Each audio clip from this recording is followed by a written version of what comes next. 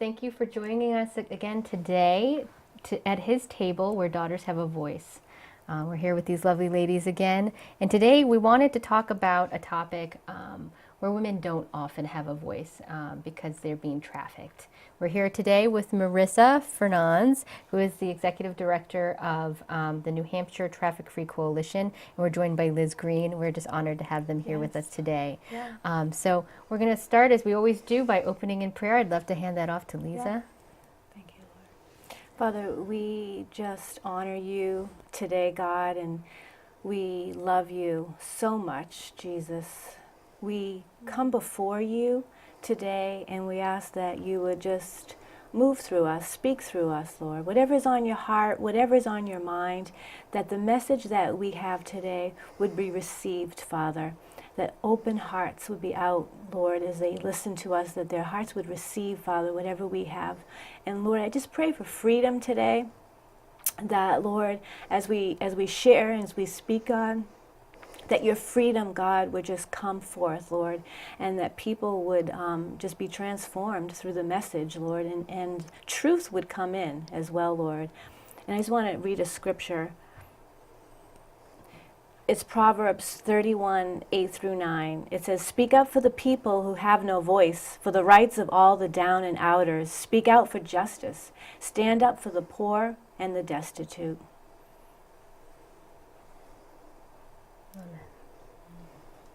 That's awesome.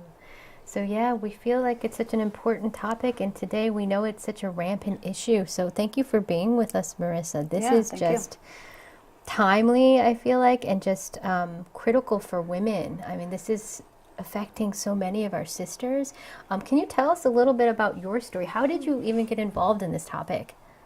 Well, I actually got involved a little over a decade ago, and I was living in San Diego at the time, and I just visited. I went with a friend to a conference and to support her. It was a Children at Risk conference, and while we were there, one of the speakers is actually the National Center for the Hotline for Human Trafficking, was there talking about what's going on in the country, and basically realized that there had been a situation in my past where I thought I was almost kidnapped, but I realized I was actually almost trafficked, and just that was, So I can tell you a little bit about that if you want. Yeah, please. So they were going over things at the event. The average age of to be trafficked at the time was 13 years old, and it oftentimes happened on borders. This is before 9/11, borders, at bus stops, and basically all of these things. I had gone with my mom to Arizona to visit my grandparents, and while we were there, we went across the border, went to Mexico for a little bit, and when we got back, we were waiting at the bus station. I was sitting outside. I was from New Hampshire, but I was waiting outside getting a tan, so when I got home, and this woman came up to me, and I was writing in my journal, and she was like, "Have you seen my 3-year-old daughter?" And I was thinking, I was sitting right by the entrance of the bus station, and I was like, "No, I haven't seen your daughter." She started asking me questions. Where was I staying? Where was my mom? My name, like all kinds of stuff. And I was just totally naive and was just telling her everything. And then this went on for a little while, and at some point she started walking away from the bus station, and I remember thinking, like, wait, I thought she was looking for her daughter. And she got about halfway to this like gold Mercedes type car and turned around and just motioned for me to come with her. And at that time, I was like, like I knew at that time, like, no way. And this huge guy jumped out of the car, started running at me. Oh my And gosh. I froze, and a police officer drove in the parking lot. At the same time, the two of them jumped in their car and drove away without their 3-year-old daughter. I was completely, like, I blacked out after that. Like, the next thing I remember is being at my grandparents' house that night, looking out the window because I told them my address of where I was staying. Oh, right. And just, I'm a 13-year-old kid and, like, had no clue. And just realized, like, those are all the signs. That's how they get you. Later they'll keep you. So at the time, I'm like, okay, they would have driven me across the border, and there's like circuits like at those times as well, international circuits that you would have been taken on. And so, Thank God. yeah, but that's the way they keep you, is they knew where my grandparents were. So if I had tried to run, then they'd be like, well, we know where your grandparents live, we know where your mom is. And those are ways of coercion and, threats that keep Yes, people stuck manipulation. because you want to protect your family. Exactly. And I just remember that at that conference, and I really felt like the Lord said, "What would you have wanted someone to do for you?" Wow. And it was very clear in my heart, and it was a complete 180 shift in my life. Wow. So Wow, I didn't know this story. I got the chills. Yeah. But- Yeah, and again, this is like, I'm talking about the abduction version of human trafficking. I mean, that's like only 1/10 of the human Right. trafficking that happens in our country. It is representative, but it is most of it is going to look a lot different. Yes. So, yeah. But it just really hits home, doesn't it? I mean, just thinking of my neighbors, my nieces, my daughter, like how easy that is just because we don't expect that, right? And in my mind, in this world, like that's not something that's normal. That's right. And so you're just thinking, just sitting there, and then all of a sudden someone innocently comes up, and of course you chat to somebody, and then wait a Right. second. I want to help Right. them because Right. they're You looking don't for their even kid. think. Yeah. Sure. Oh my Yeah. gosh. Right. And now, what is your organization trying to do? So my organization, New Hampshire Traffic-Free Coalition, actually works with many different anti-trafficking groups in the state. Our space is a place to come collaborate, highlight what each other are doing, and then plan larger statewide events. And I'm also on the state task force, and so we collaborate. Awesome. Most of us that are in the coalition are also on the task force. So we just talk about how we can work as a whole to affect our state. Right. Yeah. That's awesome. So yeah. This is crazy to me. So a lot of education. So within on Yeah. our group, we have Real Life Giving, which just started a drop-in center for women in Manchester. There's we have multiple survivor leaders on our coalition. We have just lots of different ministries. Feel free to check us out. But we're really just a gathering place to highlight what's going on with other groups, Right. and do training and prevent. My heart is prevention to see that it never happens at all. So Right, we know no one wants to see that. I mean, and we're talking specifically here in the state of New Hampshire, but this is a national and international Absolutely. issue. Yeah. So this is affecting women across the globe. It's something where innocent individuals can just be, all of a sudden circuited into this whole network. So Marissa, tell us a little bit about, and anyone, if you know, what kind of numbers are we talking? Like, how does this work? How many people is this affecting? Is it just, a handful of people in large cities, or is it pervasive anywhere? Like, how does this happen? yeah, it's definitely happening. It's happening everywhere. Like you said, in the world, in the country, there's different forms of trafficking. There's labor trafficking, there's sex trafficking, there's organ trafficking. There's all kinds of, I think there's 25 different kinds of trafficking, which we don't have to get into all those today. But there's, and then also a lot of times, so if there's a woman being labor trafficked, oftentimes she's also being trafficked for sex as well. So there's this huge overlap with stuff. And it's a multi-billion-dollar industry. And it's the second fastest growing criminal enterprise in the world. So I think it's tied with arms at this point. Drugs is the only thing that, and it makes sense, You can think about drugs. Oftentimes with drugs, you can sell a person, you could sell it one time, but if you're, for instance, with sex trafficking, you can sell an individual over and over and over again, and you never have to get more product. There's a lot of less risk, actually. So even a lot of gangs and criminal enterprises, sex trafficking and other forms of trafficking is a no-brainer for them because it's ultimately revenue. It's, exchanging people for money. So, yeah. This is such an important topic, but I mean, as we talk about it even now, it just makes me sick to my stomach. And so it's understandable how this is not popular right now. Who wants to talk about this? It's so horrifying to think how pervasive I didn't realize it was that pervasive as drugs. And then just the horrificness of our freedom of our body, which I would like to think is a natural human right, just completely gone for these women.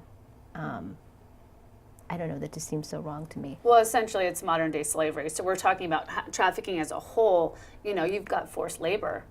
That's that's taking us back into, back in time with that one. And it looks very, very similar as it did before. I mean, now with the labor side of things, it's going to be, you're going to see like the door-to-door sales people with the magazines. I mean, that's like something we wouldn't think of, but they will prey on kids who maybe didn't graduate college. You go online, it's like, are you looking to make good money and travel? It's like, they remove people from their environments. They control like where they go, what's going on, and then there's these huge crime syndicates around that. And so that's labor, but you're seeing this kind of stuff, and a lot of us have no clue, when someone knocks on our door selling candy bars or something like that. Sure. We, in those situations, we have an opportunity to really check in, find out if someone is okay, and I think there's opportunities for actually being aware and doing some prevention and doing some exit strategies with people. Yeah. So, yeah. And I think on that note, I think it's important to really contextualize it to our environment, not to be fearful of, oh my gosh, I could be trafficked at any moment, but just to have some awareness of what it can look like and the forms it can take on. I remember actually shortly before I met Marissa a couple years ago, I had gone out to a trafficking conference out in San Diego from New Hampshire. And I was listening to the head of this international organization share on human trafficking and the different forms it can take domestically and abroad. And he's speaking in an auditorium full of at least, 5,000 people. And I'm sitting there, and he all of a sudden starts talking about forced labor in a Mexican restaurant in Manchester, New Hampshire. Oh my goodness. And I'm in San Diego. I'm sure I am probably the only person from Manchester, New Hampshire represented in San Diego, California in that moment. Wow. And he's talking about a woman who wasn't aware of human trafficking. She heard him speak at a separate event, and then she approached him after saying, oh my gosh, I was in a Mexican restaurant where I'm from in Manchester, New Hampshire. And she said, I didn't know in that moment that I was witnessing modern day slavery. But all of the telltale signs were there. The person barely spoke English. They were being picked up and dropped off at the restaurant. They had no form of communication. And then every few weeks, they would then transport these staff to a different state, a different restaurant, where they would remain under the radar and be exploited for free labor. Wow. And then I've been in conferences in other places in New England, and they've referenced trafficking cases that were in the town next door to where I was living at the time in New Hampshire. And so I don't say that so we adopt a fearful posture, but there are some really practical tools that we can be equipped with to know the signs of trafficking, and then to know the hotlines or the resources that we can go to report those signs, because that may be the needle in a haystack for some kind of bust or case to come to the surface with law enforcement. Are you going to share those? Are you going to be sharing those afterwards? Yeah, we I'm can sure definitely we talk can about definitely that. share those. That'd be great. Yeah. So things to look out for. So then this is going to be like things that we can kind of, just like domestic violence, like we notice like marks on people's bodies with domestic violence, and they're, we ask questions, we get curious, or children with those kind of things. So the stuff you can look for with human trafficking is going to be, does this person, do they make eye contact? Does someone always speak for them? And depending on your context, I speak a lot in healthcare situations, and so there's different levels of like wounds on people's bodies if haven't been able to see a doctor. Actually, healthcare is one of the spots where I think it's 1 in 3 trafficking survivors comes into a hospital or some form of healthcare through their trafficking experience. So that's an amazing opportunity to get trained on seeing the signs. But nail salons and massage parlors, if there's video cameras everywhere, that is a huge sign. Like, so if you're at a nail salon and every single stall has a camera over it, it's like, why? Like, what are they worried that people are going to steal, steal the product? It's like, no, they're keeping track of them. So they're traffickers, and then also like barbed wire, if it's pointing in to keep people in versus out to keep people out.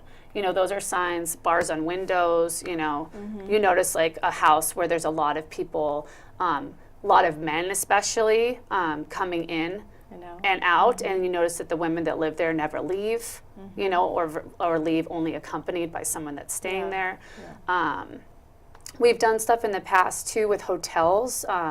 So something that they'll, like Liz was saying, they're moved around. So talked to Mark Zuckerman, who is our assistant U.S. attorney here in New Hampshire, one of them, and he was talking about that there's these circuits that they're brought around, and they'll stay for about 3 days at a time, and then they move them on because within those 3 days, like, it takes about that much time to build a case. Yeah. And so then, as he said, you're literally on their coattails. And I know that there's been a lot of work, and the task force has come into existence since then and has become much more organized with the surrounding states. So I know some of this stuff is changing, and they're really working on having better communication across borders. But if you notice, people coming and going, and so we can, I don't know if there's a list that we could put out on the TV station or whatever afterwards, but we can give put some. it on our YouTube channel. Okay, our page, Yeah, but just some very clear things, or something. So with sex trafficking, if it's a domestic sex trafficking situation,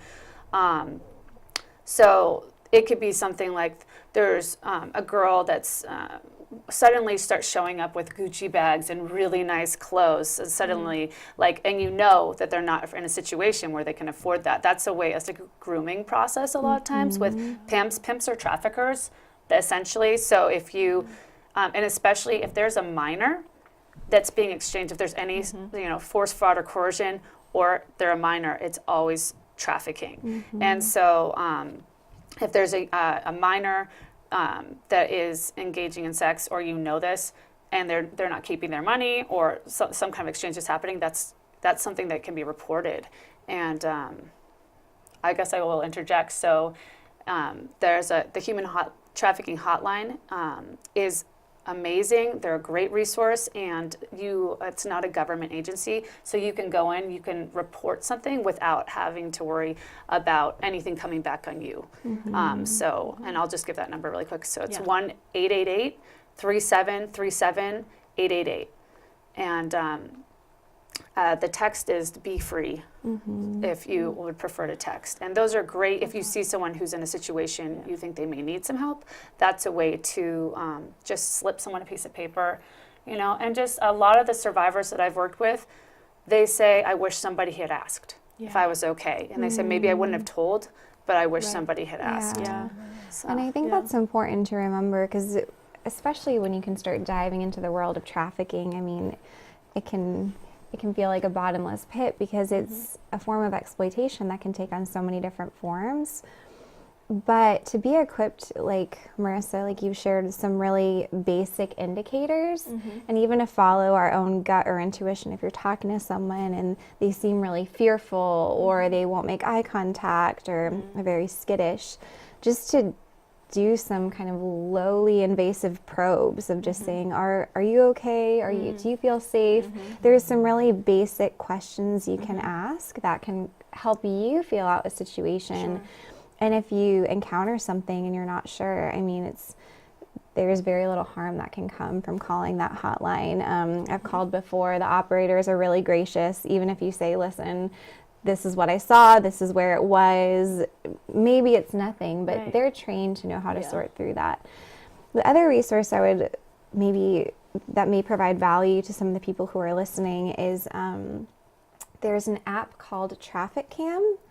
And as Marissa shared, a lot of the women who are trafficked, they'll be one of the easiest ways for traffickers specifically to stay under the radar is to be very mobile. And so they'll stay in a location from 1 to 3, 5 days, and then they'll move on.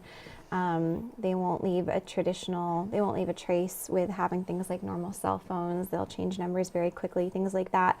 But I don't know who did this, but some brilliant developer developed an app called Trafficking.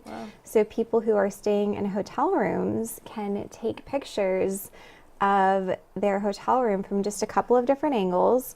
That gets loaded into a database, and then those shots can be contrasted by law enforcement, FBI, things of that nature, to then see if those shots align with different video and photo footage that they have from trafficking videos, things like online web postings or online video. And so there's really some really like low cost things that we can be equipped with that can actually make a bigger difference in the general movement against trafficking. So is that an app that we can download, and whenever we go to a hotel, you Yeah, just do definitely. Anyone can download it. So if you're in a hotel room, you just take a couple pictures before you leave, and then it's just one more thing that gets added to their database. that? Wow. I mean, that's huge, right? That's a little thing, right? Some of this can seem a little intimidating and scary sometimes, but I mean, that's an easy thing. So that's what, Traffic Cam app? And I can just, anyone who's traveling, we can just go get that app, take some pictures, follow whatever the instruction is, and that will be a data point for other people now who are looking into this. Wow. Excellent. That's awesome. I mean, that's just a little way. That's so good, because I feel like when something this heinous and just, I feel like just terrible happens, what can you do? And it can be so discouraging, I think sometimes, like, I don't know how to help. And I know I can't necessarily be an expert right away on things Right. like that, but that's something that I could do right away. So that feels really good. Thank you. Yeah, and the hotline will walk you through. Like, I've literally called, like, I remember one time I lived in Portland, Oregon for a little bit, and there was a situation where this guy came in, much older, and he was there with a girl that looked no more than 13. And she was very high, but he was like looking, like talking to her as if it was like he was wooing her or something. And she was just like spinning her cup. She had like cuts all over her jeans and just looked dirty, like she'd been living under a bridge or something. And I was sitting there with a friend who worked at social welfare, and we were both like, oh my gosh, like feels so sketchy.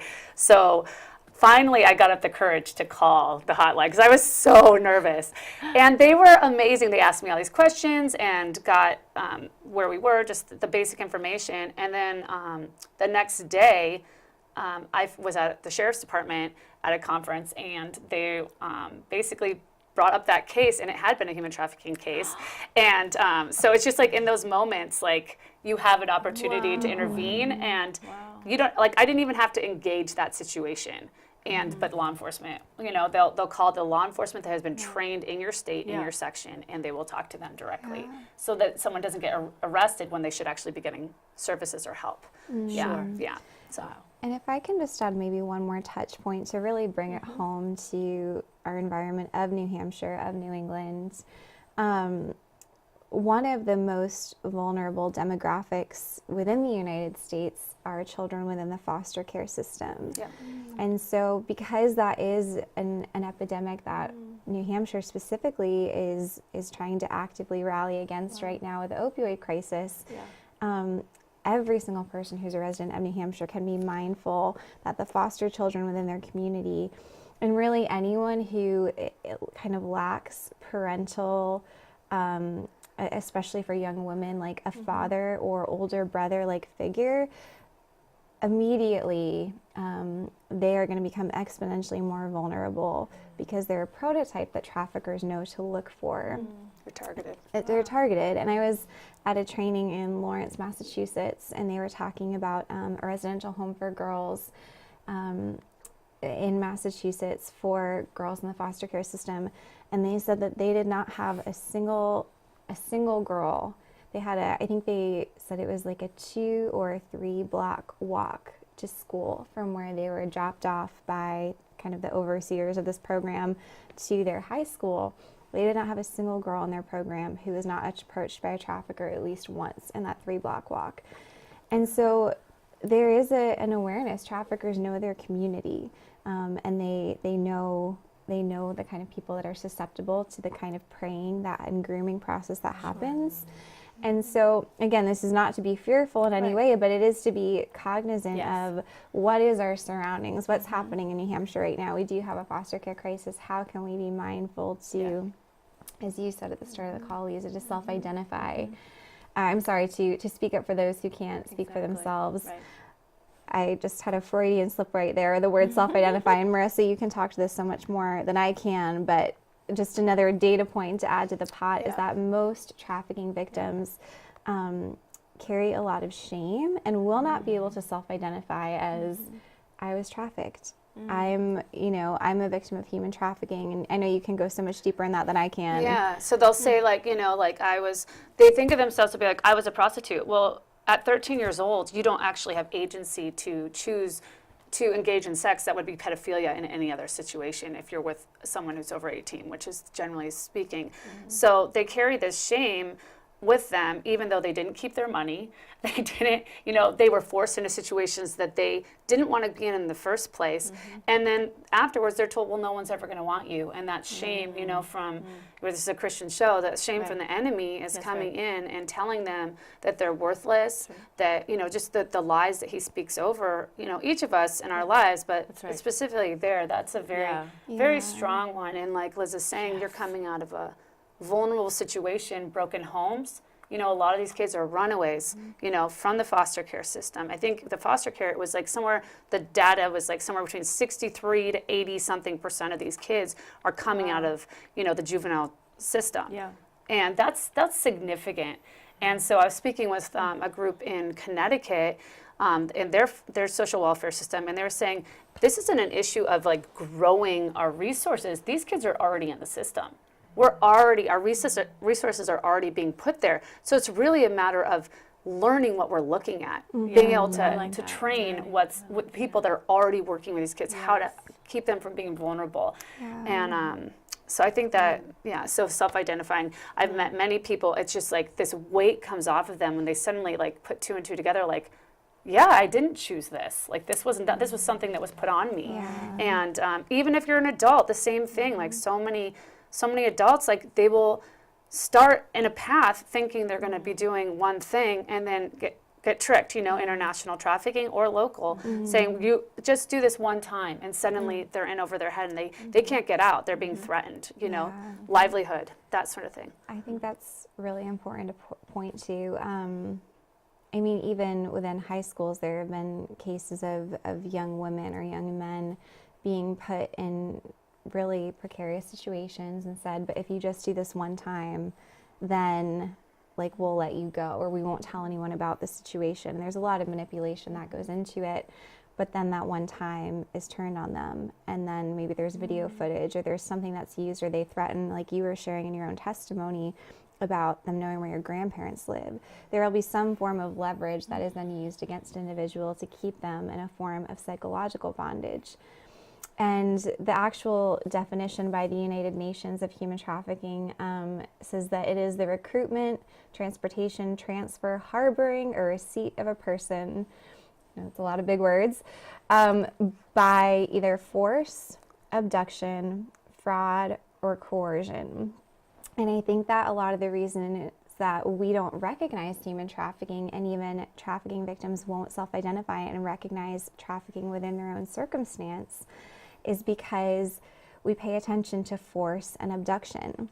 We don't pay attention as often to fraud or psychological or emotional coercion. And those things are much more intangible, and it does take an interpersonal interaction for those things to really surface. And I think that's why you talking about asking people questions is so important, because that's when those more intangible, coercive, and manipulative tactics really come through.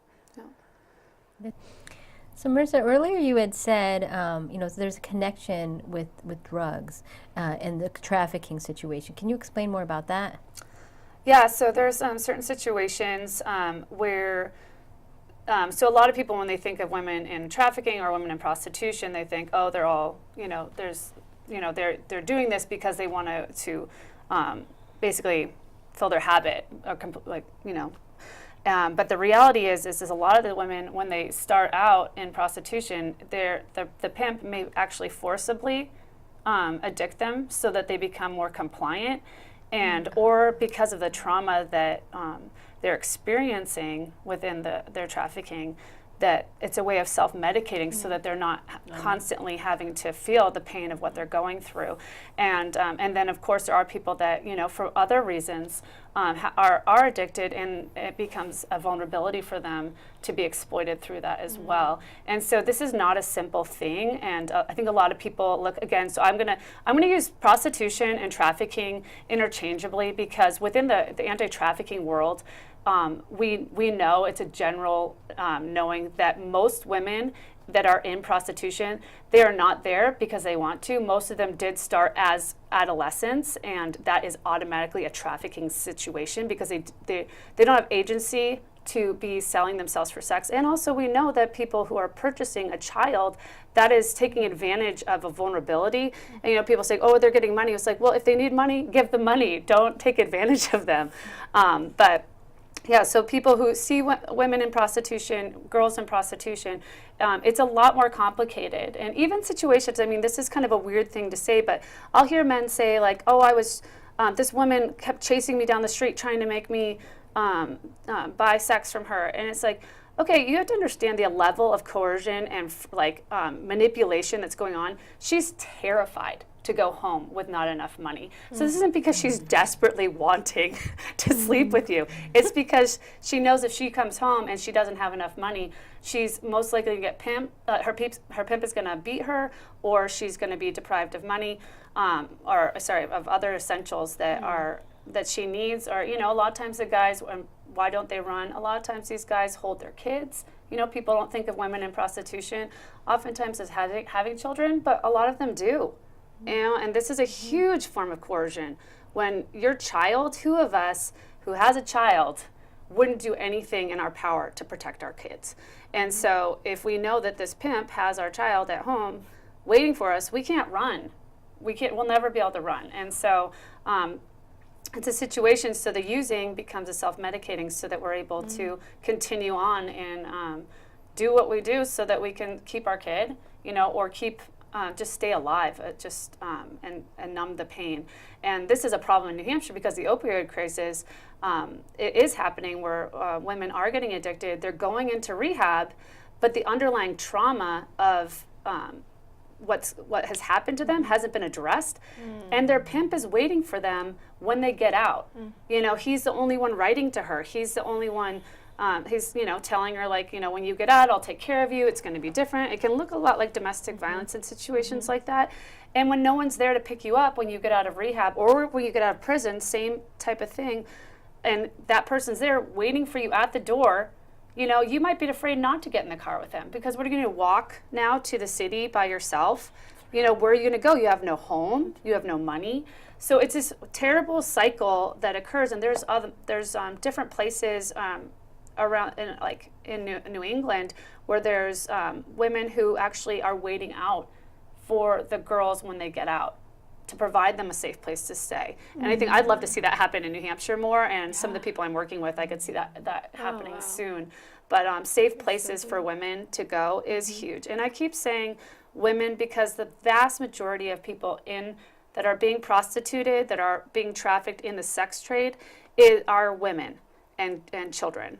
And there are men, there are transgender, this does exist, but like overwhelmingly the statistics are it's going to be women and girls. And almost without exception, it's men who are the ones purchasing. So I think that's where you hear these gender specific things, and it's not to be sexist, it's because that's just what's showing up in the data. So. And I would just say too, like, we're so grateful for all the men who are coming alongside. Oh, absolutely. Like this is not, it happens to be, you know, mainly something that is consumed by men, but there are so many good guys out there working hard in law enforcement, in, you know, a bunch of different fields and areas trying to stop this. So, I mean, that's just another thing just to always, I feel like, you know, I feel like guys can get such a bad rep in so many cases and that, but there's so many working so hard to end this. So I just didn't want to forget that we're so grateful for that. Yeah. And I think a majority of men also who are purchasing sex, they don't realize, they aren't thinking like, oh, I'm out to looking for a trafficking victim or somebody who's in extreme trauma. They actually, I think some of them actually think they're being helpful and that this is like actually a consensual situation. But we know from, you know, speaking with survivors and looking at the data that that's actually not true. So yes, like I agree with you. There's many men who would care if they knew about it, they wouldn't be purchasing sex. And so Marissa, you said something to me when we had talked about this a little bit before that I thought was really, really important and just profound. And you said, no one wants to talk about it, referring to human trafficking. but no one wants to live it either. I mean, isn't that the truth? Like, none of us would, I mean, I would never wish this on my worst enemy in the whole world. I mean, I can't imagine wishing this on anybody.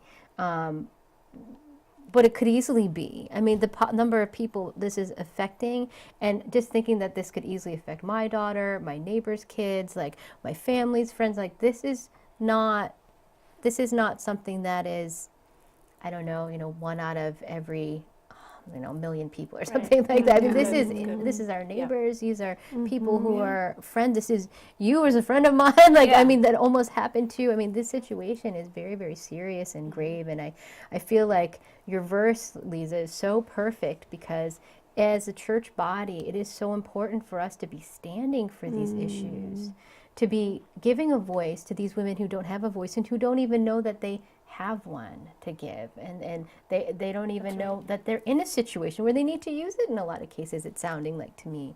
So I mean, as people of faith, there's so much, I feel like, not only prayer, which I think is obviously just so important to pray for these women and those who are helping these women, just thinking of things that I can do, that, and maybe not being an expert, I can pray for you and for your organization. I can pray for law enforcement who's doing this. I can use that app that you talked previously to us about, and take pictures when I go to a hotel room. And then, there's legislation happening, and there's things that are happening across our state that really affect things for other women. So maybe you guys want to talk a little more about that. Can I just interject? Oh, yeah. I was just thinking about, we can't only be hearers of the word, but we need to be doers of the word. Right. So we need to pray, like you were saying, but then we need to take action because we're the church. The church is not going to just sit in a corner and just huddle and pray. They need to pray, but then do. And that's why we're here, and this is why we're doing, this show too. And So I think specifically with this area, there's very few people who couldn't afford to be educated and not have it affect their daily lives and their daily work. Some of the first, the frontline identifiers are going to be teachers. They're going to be anyone that works in the medical field, law enforcement. How many people do we know in our communities who fill any one of those categories in their professional lives? Those are the people who can really be equipped, all of us, but especially on a professional level. If this isn't coming up at your high school or your middle school, if they've never had the topic of human trafficking raised and signs to look for, that's an action point for anyone listening to this show to really act on and say, why are we not elevating this conversation? Yeah, especially since it's a lot of times too youth that are being targeted, to not train youth. It's like stranger danger, but for a little bit older kids. And it doesn't mean you have to get into the nitty gritty, but that's great. Yeah. helping people understand what they're looking at, what the tactics are, so that they're That's prepared. right. Yeah. Should do. And even just you're talking about the, just awareness at a restaurant. Like, I mean, I hadn't even considered that there's, times, places I go that I can too just look around. And then I loved how you were talking about earlier as well about there's that hotline number that you can call. And I thought it was for the women at first, but that I can call if I see something questionable and I don't know how to discern if this is something or not. Like, that is really powerful, that I could just say, I'm not sure if this is a situation or not, and then they can figure that out because they're experts. I don't have to be the expert, but I can talk to the expert. It also removes me from, accusing someone. I don't want to do that wrongfully, right? That would just be awful. So it gives me an opportunity to just say, I'm not sure about this, and learn more too, which is great. Like you said, just being trained on these things. Like, what can we do as Christian people? To your point, like, not just praying. We start with prayer, but then we know that we are called to help. We are called to actually activate and be doing something and move forward on helping our brothers and sisters. So on that, even with the church, like, so many survivors, over and over and over, this comes up, and I've read studies on it. The church is one of the first places that a survivor of human trafficking goes. International trafficking, they may not trust law enforcement from the country of origin, or even people here who knew that the church was a safe place, that's where they go. And so if they come into a church and that church is trained, what an amazing testimony to be able to like walk alongside, you know. And there's situations where people have gone into churches and they weren't believed. Yeah. And that's trauma plus trauma, you know. So I think that we really need to believe people, so innocent till proven guilty, and just to walk alongside people when they come in. And I would love to see every church have a system in place. So how are we going to handle this? Yeah. And I think when this is going a step further than what you just said, but I think to believe the testimony of women and children is actually one of the most important things, because a lot of time the level of trauma that goes into a trafficker's story, they aren't believed. Or maybe it's because of the person who's called into question. They aren't believed. And I think for women who do come out of the lifestyle and then go through counseling, one of the first things they're shocked is when they sit with a counselor and they sit with someone and they can say, you actually believe me? Because until that point, it was not believable. And so I think for our churches to really be equipped and be trained, so that way women can have a safe space where their story isn't going to just be diluted and they're going to think that, well, what's the point of me opening up, because no one will believe me anyway. Yeah. And just also in New Hampshire specifically right now, there has been over the last few years a real push to what is called fully decriminalized prostitution, which is essentially legalized prostitution, but then taking away all involvement from any oversight from the government. So it just becomes, you know, like anything else, like, so it's just not monitored at all. So you got legalized prostitution in Germany and the Netherlands, and like there's places like Australia and New Zealand, places like that have fully decriminalized prostitution. And what we've seen that this is being pushed at us as if this is for the women, to protect women who are in trafficking. Actually, they say that what I've heard said is it's the only proven way to decrease violence against women and to decrease sex trafficking.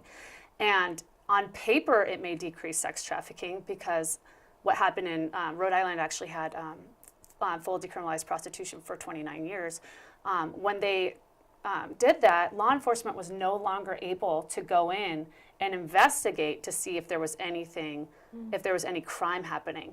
So overnight it dried up. But what people, advocates on the ground, saw is actually there was an exponential growth, huge growth of prostitution and trafficking happening within those states. They become destination states for sex tourism, sex buyers. There was minors working in brothels because they had no laws, because it isn't a crime, and because it's just a job. There was nothing on the books protecting these minors.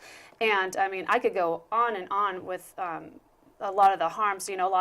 One other thing that I think is very notable, so there's the legal brothels in Nevada. They advertise that these women are being checked every month or every couple of weeks for STDs. Well, these are independent contractors, and they may be being checked, but the guys that are coming in to purchase them are not being checked. So who are we really, like, whose protection is really being looked after right now? It's not the women. You know, so as empowering as people want to say over and over again, it's the women, if they do get diseases, guess what? They lose their job, and it's a contracted position. So that's an illegal situation, but even the decriminalized situation, you're basically like tying the hands of law enforcement to even go in and find out if these people need help. There's something called the abolitionist approach, or the Swedish model, and that entire model was actually created in Sweden.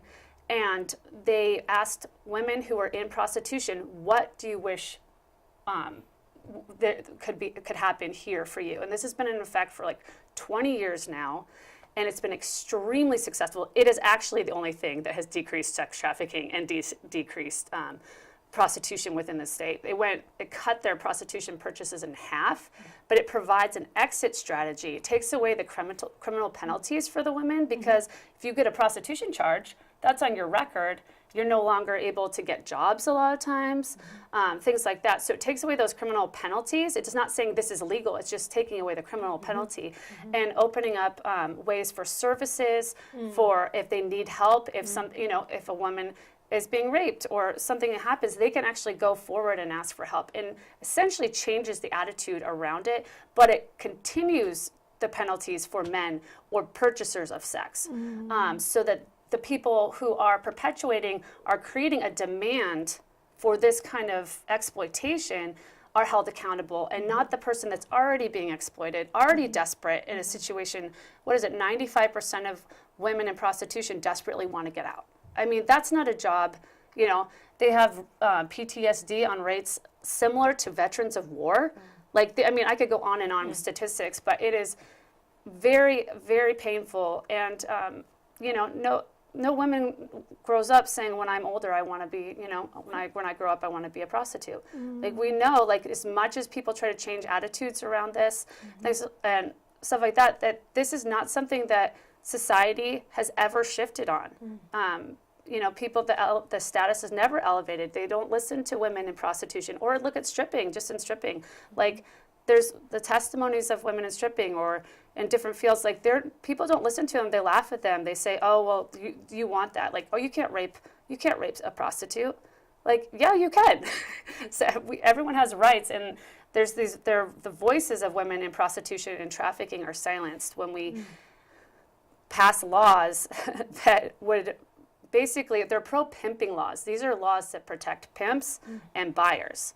And if you want to protect women in prostitution, we need to put place services, and we need to look at what the Nordic model is doing. I think there's like 7 countries right now that have this in place, and it's growing in popularity. And we've heard stuff from all over. It's just a really great way of doing stuff, but it has to be done well.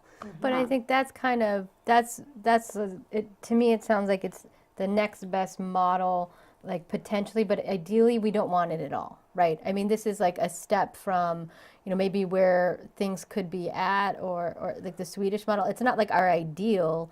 It's just better. It's better. Yeah, it's right? better. And what we have currently, unfortunately, so the way that the prostitution got pushed through in Rhode Island was because a group of sex workers was like, hey, you guys, 9 times out of 10, we're getting arrested, and these guys are not getting arrested. It's like, it's an equal crime. So it's like, why are women getting arrested?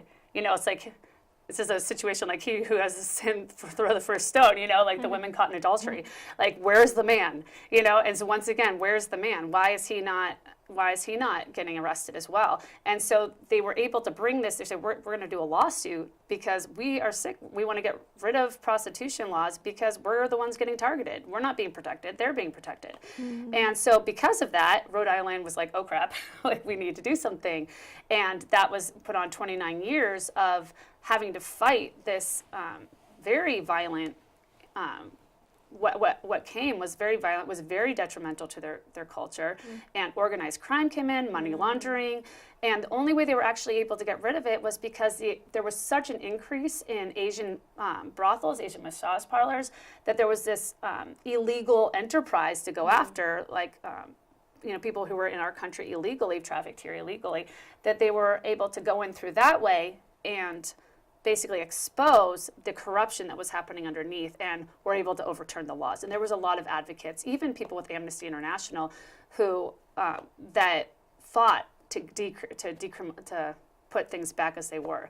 And so I think that many advocates of human trafficking, this is the model we look at. We call it the abolitionist approach for that reason, because we don't want to see people being targeted or vulnerable in the sex industry without a voice. We want to be able to see people be able to speak up and be able to say if something's happening and get services, because ultimately we know the statistics around prostitution, they're not good for women in prostitution or men or boys or anyone who's engaging, because there, like I said, that does exist.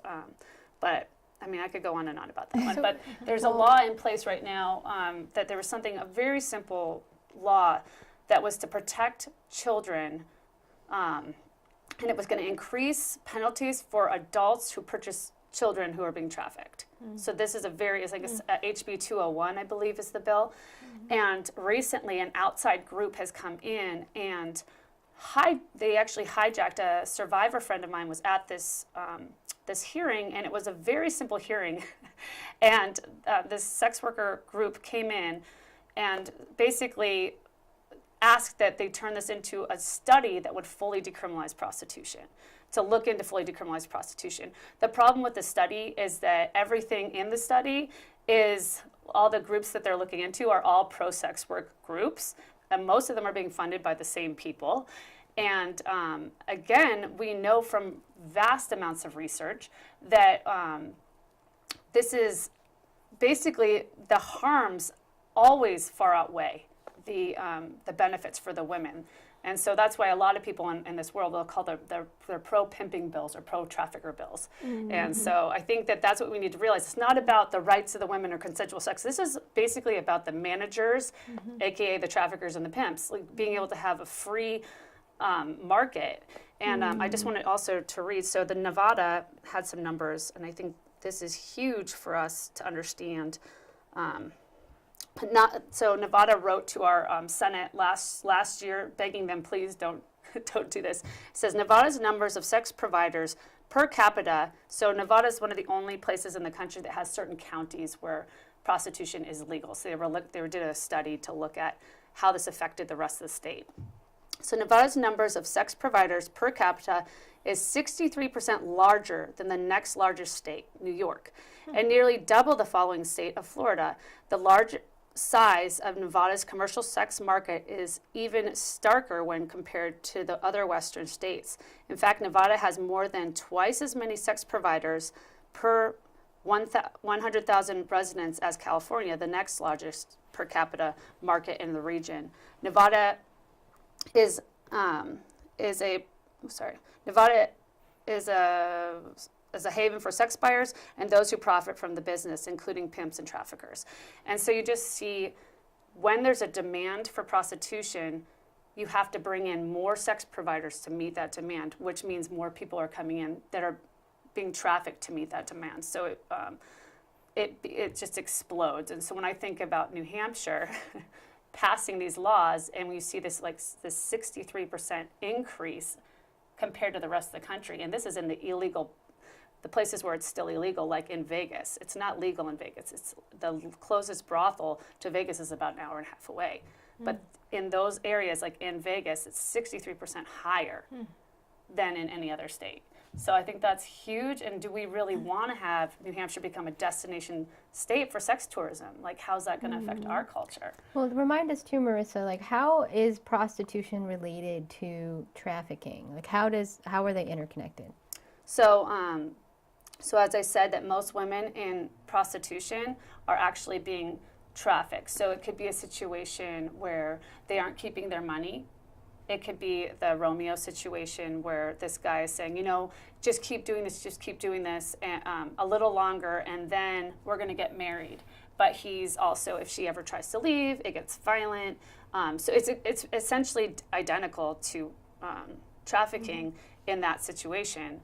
And then anytime it's a minor, and we know that most women who enter prostitution, the average age, depending on which data you're looking at, is anywhere between 11 and 16 is like the long gauge, and so most people who start in prostitution, they're minors, they're runaways, they're people in the foster care system, they're vulnerable people in our society. So when we talk about the orphan, the widow, the alien, this is who we're talking about. Single moms also, who, like, I met a single mom. She started working at a strip club because her child had really high medical bills. So she went, and the first night she worked at the strip club, she got trafficked. And so now here she is in a situation, she was desperate, and in that moment ended up getting exploited because of that. And it's really hard because people don't, once you take on the identity of something, it's hard to go ask for help. It's hard to see yourself as a victim, even though you may not have chosen this. And then even the porn, a lot of women in pornography, Pornhub, which is one of the biggest sites, a John or a trafficker will videotape a woman who's being trafficked while they're exploiting them, will videotape that exploitation and will upload it to Pornhub. And the women in trafficking that I know that's been their situation have said that's actually can be more traumatizing, knowing that other people are getting pleasure off of their exploitation. So And everything's just so interconnected. I Yeah. mean, with human trafficking, prostitution, pornography, drugs. I mean, this is pervasive in so many different ways. And then, like the workforce and all these kinds of things. But we know this is something in our state and in our, whatnot. But if we have a second, can we just talk a little bit about the international piece? Go over. Sure. So I think maybe the quickest summation I can give of like all the really good information that Marissa just put out there is it comes down to supply and demand. And I think personally the way a lot of us have come to be opposed to prostitution in a legalized form is because it creates demand, which then traffickers then create a supply for. And so can definitely talk more about the international piece at a later time.